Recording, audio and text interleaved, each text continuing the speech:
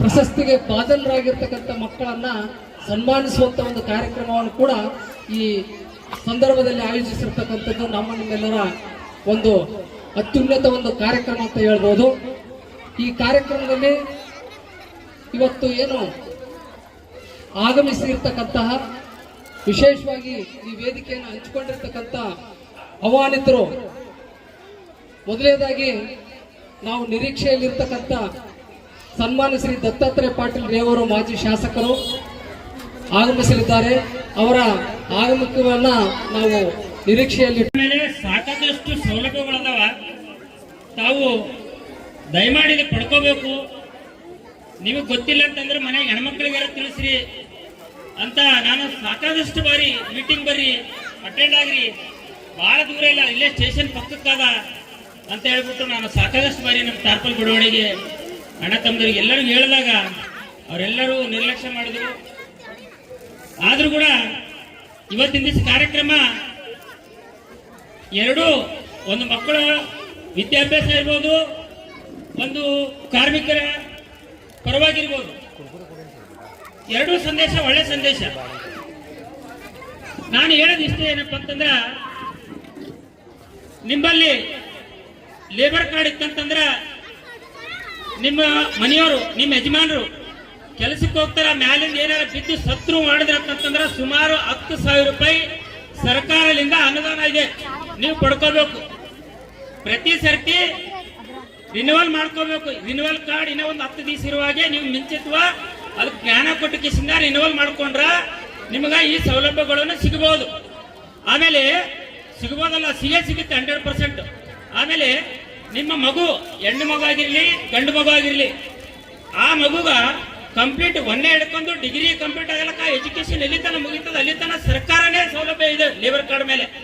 ನೀವು ತಿಳ್ಕೊಂಡ್ರೆ ದಯಮಾಡಿ. ಯಾಕಂದ್ರೆ ನಮ್ಮ ಬಡವಣೆ ಒಂದು ಪ್ರಾಮಾಣಿಕವಾಗಿ ಇರ್ತಕ್ಕಂಥ ಓಣಿ, ಯಾಕಂದ್ರೆ ಇಲ್ಲೆಲ್ಲರೂ ಕೂಲಿ ಕಾರ್ಮಿಕರು ಜಾಸ್ತಿ ಇದ್ದಾರೆ. ಹಾಗಾಗಿ ಇವತ್ತಿನ ದಿವಸ ಅನೇಕ ಸಂದರ್ಭಗಳು, ನೀವು ಏನೇ ಒಂದು ರೋಡಲ್ಲಿ ಆಕ್ಸಿಡೆಂಟ್ ಆದ್ರೆ ಅದಕ್ಕೆ ಸುಮಾರು ಒಂದು ನಿಮಗೆ ಸಣ್ಣ ಪುಟ್ಟ ಗಾಯ ಆದ್ರೆ 2 ಲಕ್ಷ ಇದೆ. ಅದಕ್ಕೆ ನೀವೆಲ್ಲ ಪಡ್ಕೋಬೇಕು. ದಯಮಾಡಿ ನೀವೆಲ್ಲ ಕುಡಿದ ಕೇಸಿಂದ ಏನೋ ಒಂದು ಶನಿವಾರ ಗಂಟ ಕೆಲಸ ಮಾಡ್ತೀರಿ, ಶನಿವಾರ ದಿವಸ ಕುಡ್ದು ಹಾಳು ಮಾಡ್ತೀರಿ. ಅದೇ ಒಂದು 300 ಆಗ್ಲಿ 200 ಆಗ್ಲಿ 100 ಆಗ್ಲಿ 50 ಆಗ್ಲಿ 500 ಆಗ್ಲಿ 1000 ಆಗ್ಲಿ ನೀವು ಲೇಬರ್ ಕಾರ್ಡ್ಗಳು ಮಾಡಿಸ್ಕೋರಿ. ದಯಮಾಡಿ ಕೈ ಜೋಡಿಸಿ ಅಂತ ಹೇಳ್ತೀನಿ ನಾನು. ಯಾಕಂದ್ರೆ ಬರ್ತಕ್ಕಂಥ ದಿನಗಳು ಹೆಂಗಿರ್ತಾವ ಹೇಳಕ್ಕಾಗಲ್ಲ.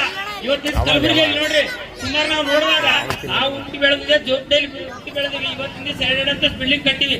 ಹೊರಗಡೆ ಸಹ ನಿಮ್ಮ ಅಣ್ಣ ತಮ್ಮದರಾಗ್ಲಿ ನಿಮ್ಮ ಯಜಮಾನರಾಗ್ಲಿ ಯಾರೇ ಬಿದ್ರ ಅದಕ್ಕೆ ಹೊರೆ ಯಾರಪ್ಪ? ನಾಳೆ ದಿವಸ ಪೊಲೀಸ್ ಸ್ಟೇಷನ್ದಲ್ಲಿ ಕುಂದಿರ್ತೀರಿ. ಅದಕ್ಕೆ ಏನೇನು ಕಾನೂನುಬದ್ಧವಾಗಿ ಸೌಲಭ್ಯಗಳು ಸಿಗಬೇಕಲ್ಲ, ಆ ಸಿಗೋಸ್ಕರ ನೀವು ದಯಮಾಡಿ ಲೇಬರ್ ಕಾರ್ಡ್ ನಿಮ್ಮ ಹತ್ರ ಇತ್ತಂತಂದ್ರ ಅನೇಕ ಸೌಲಭ್ಯಗಳು ಸಿಗ್ತಾವಂತ ಹೇಳಿ ನಾ ಹೇಳಕ್ ಇಷ್ಟಪಡ್ತೀನಿ. ಇನ್ನೊಂದು, ನಮ್ಮ ಇವತ್ತಿನ ದಿವಸ ನಾವು ಇದೇನು ವಿದ್ಯಾವಂತರಿಗೆ ಕಾರ್ಯಕ್ರಮ ಇಟ್ಕೊಂಡ್ರಿ ಬಹಳ ಒಳ್ಳೇದು.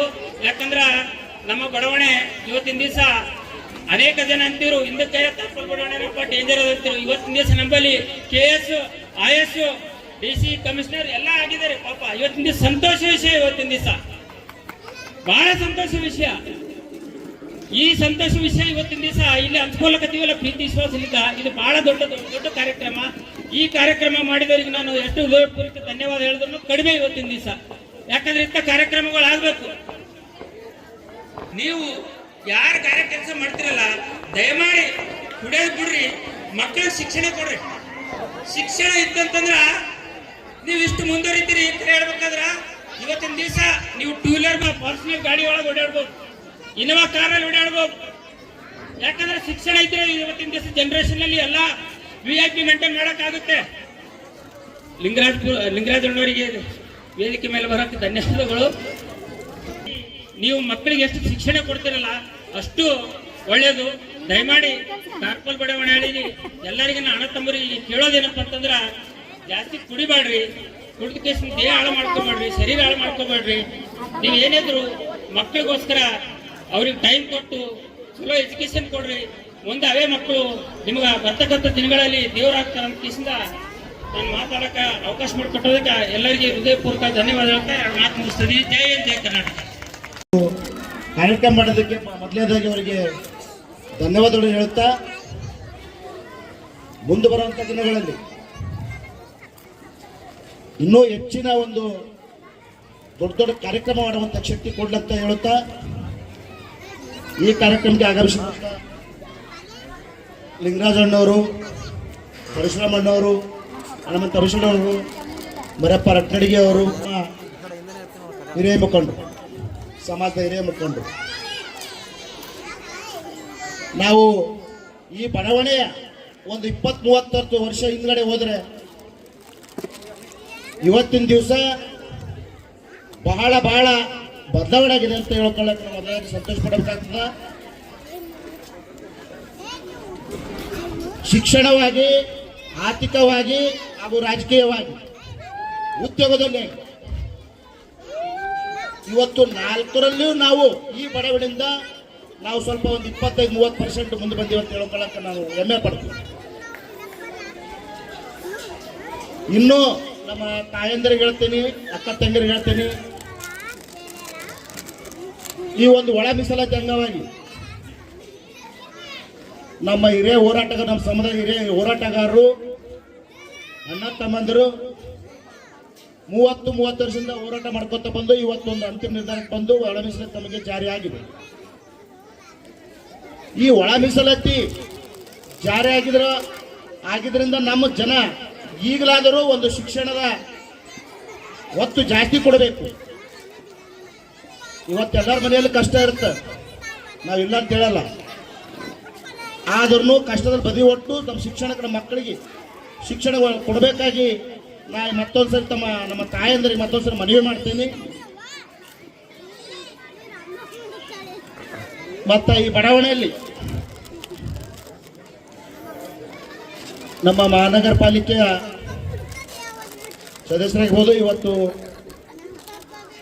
ನಮ್ಮ ಲಿಂಗರಾಜಣ್ಣವರಾಗಿರ್ಬೋದು, ಅವರಿಗೊಂದು ಮನವಿ ಮಾಡ್ತೀನಿ.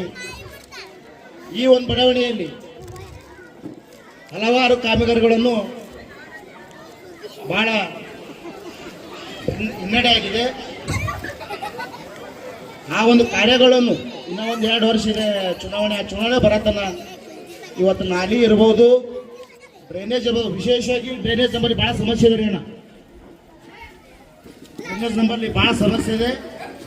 ಈ ಒಂದು ಹೊಸ ಡ್ರೈನೇಜ್ ಪುನರಾರಂಭ ಮಾಡಬೇಕು. ರೋಡ್ ಸ್ವಲ್ಪ ಭಾಳ ಅಗಲ ಮಾಡಬೇಕು. ವಿಶೇಷ